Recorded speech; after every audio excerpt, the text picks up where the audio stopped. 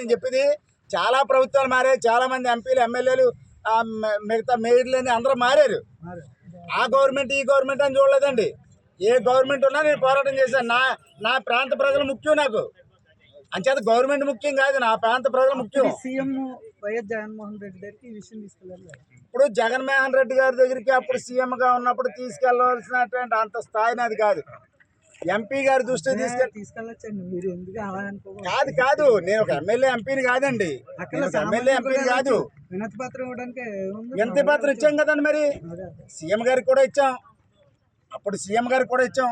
దాన్ని ఫాలోఅప్ చేసుకుంటూ వెళ్ళాలి కదా. ఎన్ని సంవత్సరాల నుంచి పోరాటం చేస్తారండి? నేను సుదీర్ఘంగా పోరాటం చేసి న్యాయ పోరాటం చేసేది 2011 నుంచి అండి. న్యాయ పోరాటం అండి. ఇప్పుడు నేను పోరాటం చేసేటటువంటిది ఈ పోరాటం 25 ఏళ్ళ పైన అవుతుందండి. ఈ స్థలాన్ని పేద ప్రజలకి నగరంలో ఎవరికి ఇచ్చినా మీరు ఒప్పుకుంటారా? ఎవరికి ఇచ్చినా ఒప్పుకున్నాడు. పేదోడు అయి ఉండాలి. సింహాచలం నగర మరి ఆ ప్రాంతంలో పుష్కరాల టైంలో రోడ్డు వెండింగ్ చేసిన వాళ్ళందరం తీసేస్తాను కదా ఇచ్చాం. మా ఊళ్ళకి లేకపోయినా ఇచ్చామండి. మీ ప్రాంతంలో మా ఊళ్ళు ఒక్కొక్క కుటుంబం, ఒక ఇంట్లో 4-5 కుటుంబాలు ఉన్నారు. ఎక్కడ దయదలిచలేదు. ఎక్కడ వెళ్తే ఇక్కడ పాసిపల్లి చేసుకునేవాళ్ళు, ఎక్కడ వెళ్తే ఎవడ వెళ్తాడండి.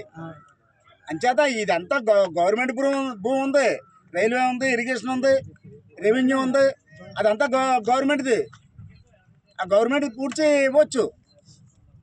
ఇస్తే ఏ గవర్నమెంట్ ఇస్తే ఆ గవర్నమెంట్కే మంచి పేరు వస్తుంది. ఇప్పుడు మీరు చెప్పినట్టుగా గత గవర్నమెంట్ చేయలేదన్నారు. గత గవర్నమెంట్ ఏం చేశారు? పంపించారు కదా. ఈ గవర్నమెంట్ చేయకపోతే ఈ గవర్నమెంట్ని అలాగే పాతాళం తొక్కేస్తారు. ప్రజలతో పెట్టుకుంటే ఏమవుతుందో. ప్రధానమంత్రికి అదే ఓటు, పల్లెటూరులో ఉన్న పార్టీకి అదే ఓటు. నేను పేదోళ్ళం అని చిన్న చూపు చూస్తే తగిన సమయంలో తగిన బుద్ధి చెప్తారు ఎవరికైనా కానీ. అంచేత నేను ఆలేదని కాదండి. 100 ఎకరం పైన అండి. 100 ఎకరం పైన ఉన్నది. ఇక్కడ సరైనటువంటి విధానం చేయక